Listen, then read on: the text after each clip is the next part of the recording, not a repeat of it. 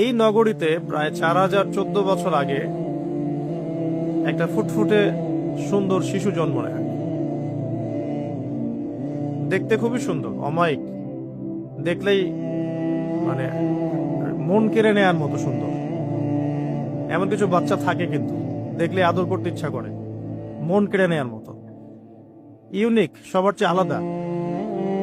এবং জন্ম নিয়েছে সে এমন একটা পরিবারে, যেই পরিবার তৎকালীন সময়কার যে জালেম শাসক নমরুদ, তার প্রধান পুরোহিত, তার নাম আজার।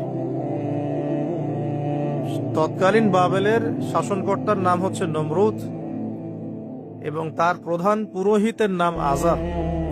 তার ঘরেই জন্ম নিয়েছেন এই তাওহীদের শেকড় ইব্রাহিম আলাইহিস সালাম।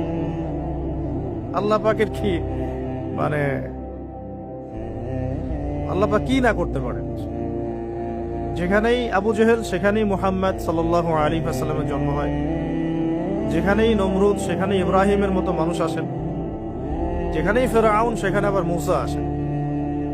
মূসাকে আল্লাহ রাব্বুল আলামিন ফেরাউনের ঘরেই মানুষ করলেন, ইব্রাহিম আলাইহিস সালামকে আল্লাহ পাক আজারের ঘরেই মানুষ করলেন। আজকে আমরা দেখি এরকম সিটি অফ আখিরুজ্জামানে কিছু কিছু দিনী বোন চেহারা না দেখানোর জন্য আন্দোলন করছে।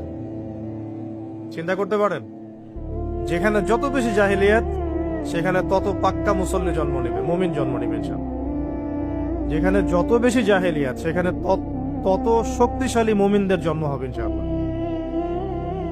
তো এখন তৎকালীন নমরুদ যে সভ্যতার অধিবাসী ছিল, এই সভ্যতাটাকে আমরা বলি কালাডীয় সভ্যতা। এটাকে কালাদীয় সভ্যতা বলা হয়। এটা মূলত জাদুর জন্য একটু বিখ্যাত ছিল, যেটা রেফারেন্স আমি দিলাম সুলাইমান আলাইহিস সালামের যুগ থেকে। এখানে আজারের ঘরে জন্ম নিয়েছেন আমাদের নবীগণের পিতা, মুসলিম জাতির পিতা ইব্রাহিম আলাইহিস সালাম। সুবহানাল্লাহ।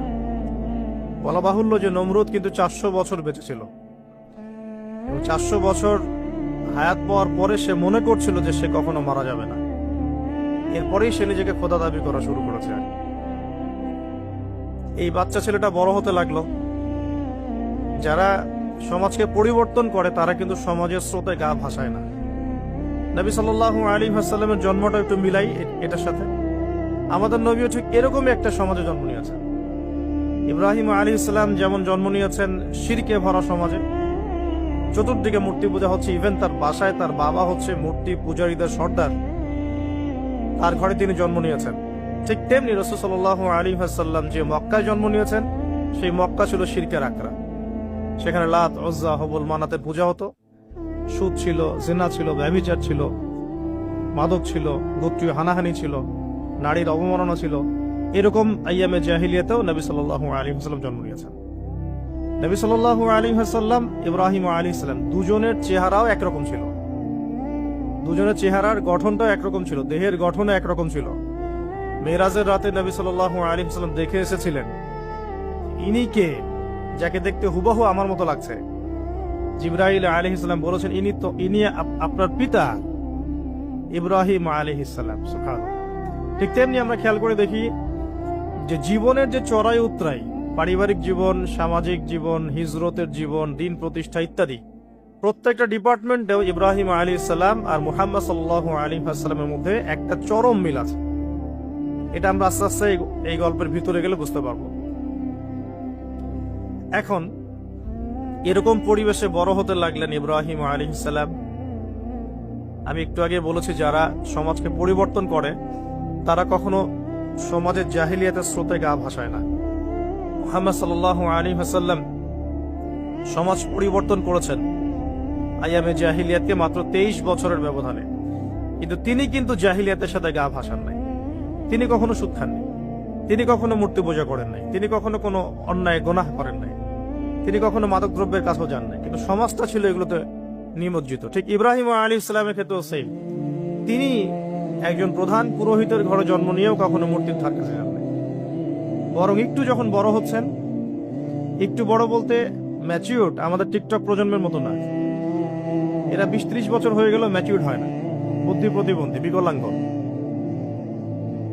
ইভেন ইদানিং আমাদের মেয়েরা ছেলে হচ্ছে আর কি।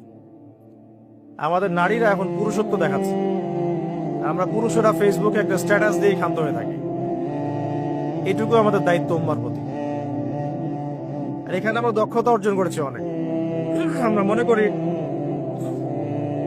আমরা সবাই কিবোর্ড মুজাহিদ, আমরা এটা মনে করি। এটাই যুদ্ধ, এটাই জিহাদ। আর নারীরা মাঠে যুদ্ধ করছে এখন, সম্ভ্রমের জন্য, অধিকারের জন্য।